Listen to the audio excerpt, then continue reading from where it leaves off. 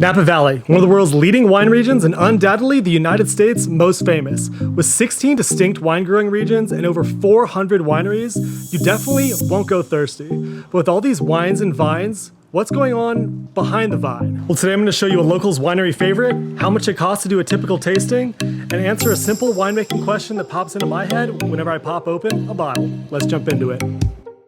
You ever been driving through a wine region like the one outside my window, looked over to the hill and wondered, with all those vines, how many glasses or bottles of wine could you get from one hillside? Well, it turns out it's a little more complicated than you think, but basically boils down to a simple math equation. And today, we're gonna figure out what that is.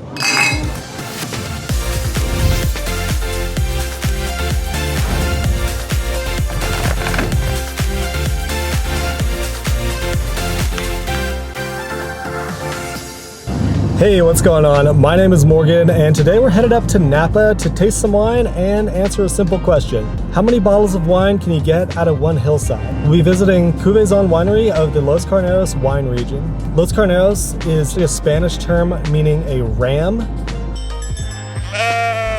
I'm not really sure what it has to do with this area, but it's actually the first AVA wine region when heading up north to Napa Valley from San Francisco, at just about an hour drive from door to pour. This Los Carneros region is about 90 square miles and is known for its cool breeze from the bay and early morning fog, which makes it perfect for cooler climate varietals like Chardonnay and Pinot Noir.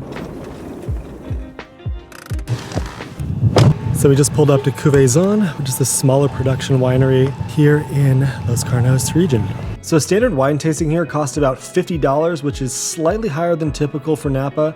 What's nice about Cuvaison though is that they do offer special seasonal events and experiences ranging anywhere from as low as $20 for something like wine and live music during the summer to as high as almost $200 for more specialized smaller excursions, something like a private mountaintop tasting and hiking over on Mount Veeder.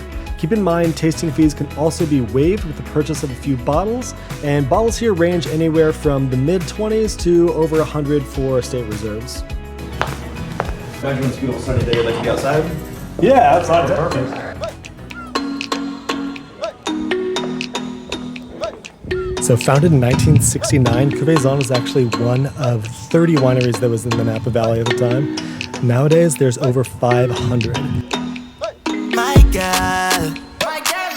Can't take my eye off you.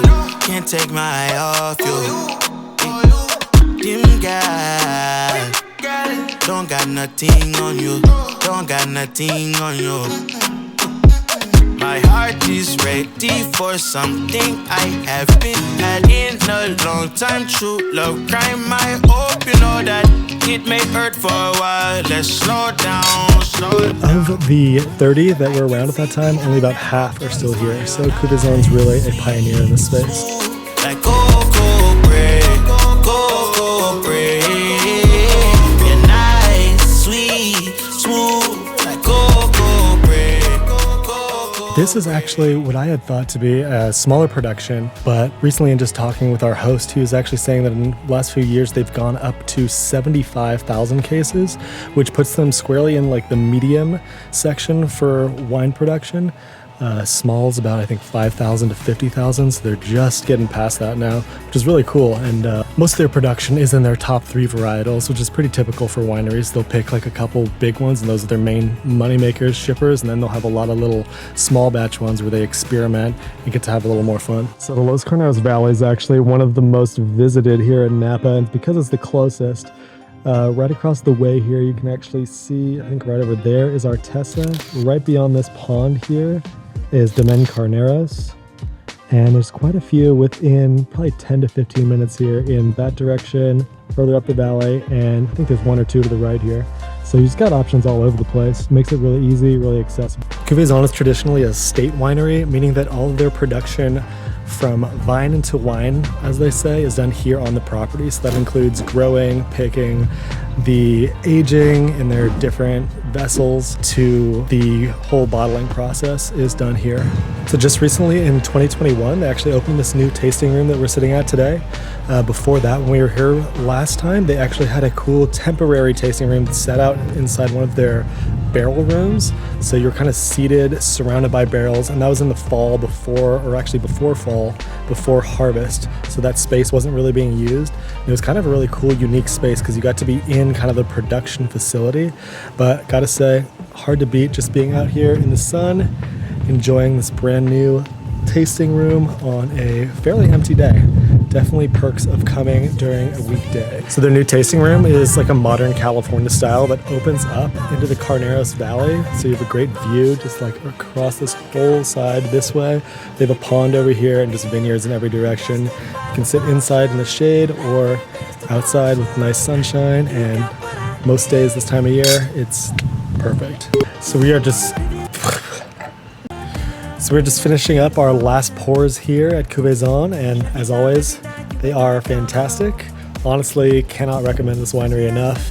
One of the most easily accessible. Everybody here is super nice. Wines are fantastic. Generally not too crazy busy, especially if you come during the week. That's always the hack. But back to the question at hand. So how many glasses and bottles can you get on one hillside? And we'll start with 1 acre to kind of figure this out. So the best way to get an answer to that question is actually by working backwards. So that 1 glass of wine that I had earlier, or a standard pour, is generally around 600 to 800 grapes. That's anywhere from 3 to 10 clusters depending on the type of grape, aka the varietal. So some other factors that influence the yield per acre are anything from the spacing of the vines to the spacing of the rows themselves, the season or year referred to as the vintage, and last but not least, how old the grape is when it's picked off of the vine. So with all that said, vineyards generally produce anywhere between 2 and 10 tons per acre. So what does that mean exactly? Well, 1 acre equals about 2 barrels of wine, and each barrel itself is about 60 gallons or 25 cases. And we know that each case is 12 bottles.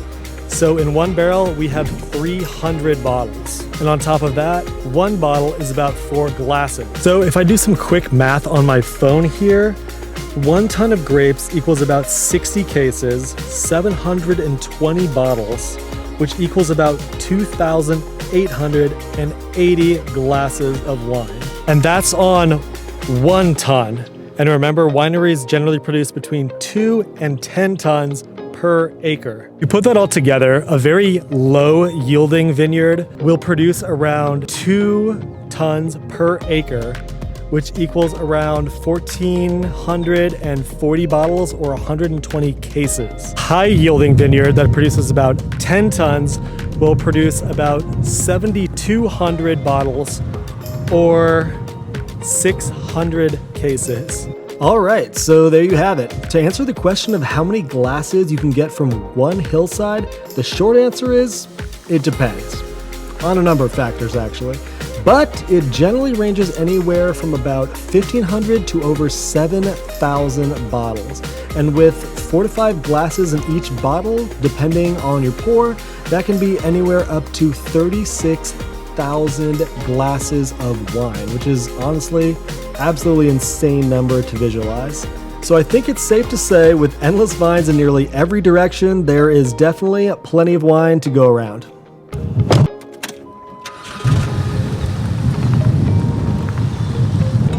All right, we are back in the car and back on the road. Today was a little short and sweet in Napa, but awesome time as always, and we'll definitely be back soon.